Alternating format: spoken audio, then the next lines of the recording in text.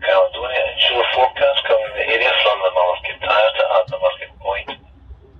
24-hour forecast. North or northwest, 4 or 5.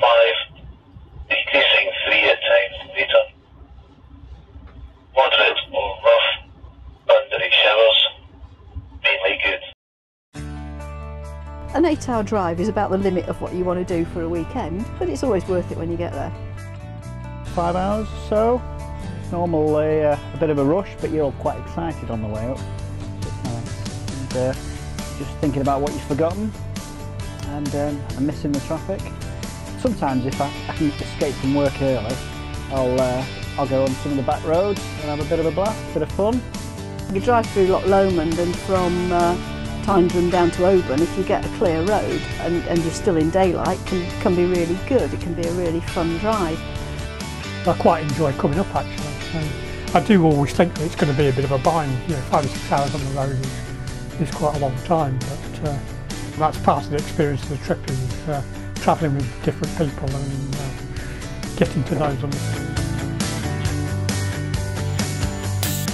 I think the first time I came on it was in something like '96, and I've been coming at least twice a year since.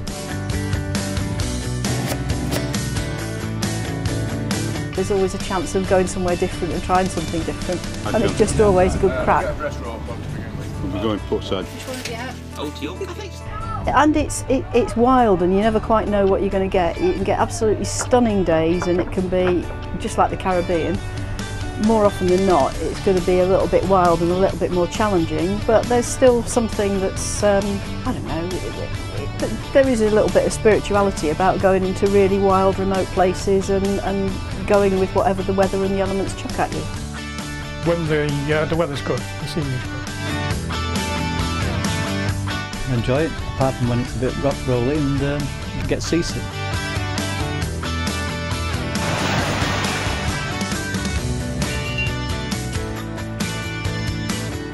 But I still keep coming back.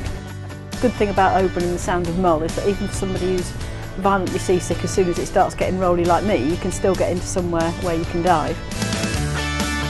A step into the unknown.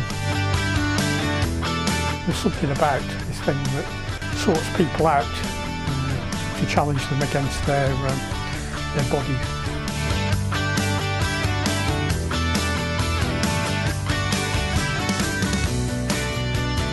It's a complete break, it's something completely different. It's a challenge, and there's a sense of achievement after it all. Individually after each dive, and then at the end of the activity as well. The best dive I've ever had on the Hispania. Yeah, it's great, wasn't it? Really, really good.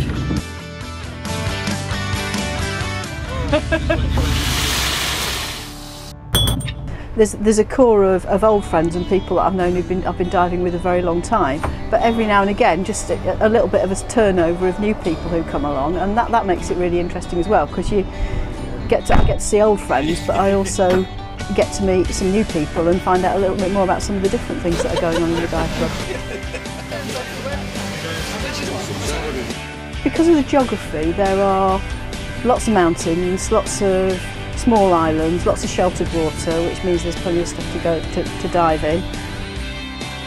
And getting something completely out of the ordinary run-of-the-mill of the work routine, because you're so far away from all of it. All sorts of really scenic, quite remote places that are a bit different, places where people look at you like you're completely barking when you go back to work, and they say, "Where have you been this weekend?" "Oh, I've been up to the north of Scotland." Been diving in the rain and the cold.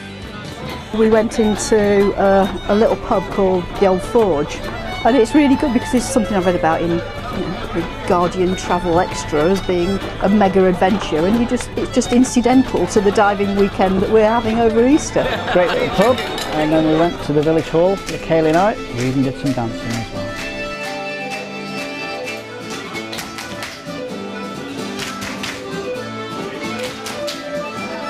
It's part of that experience, part of the trip, part of what you come for. Particularly at night times when people have had a chance to unwind, have a beer.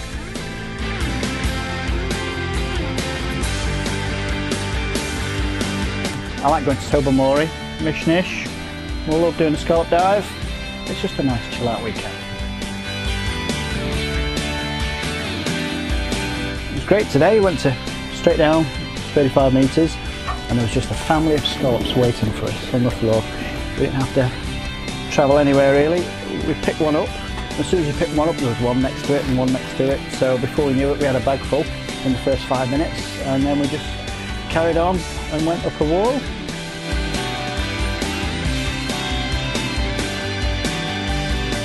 Chefs said that we're going to have them for lunch tomorrow. It's the sort of place you do keep coming back, especially as long as the people that you want to go diving with keep coming back.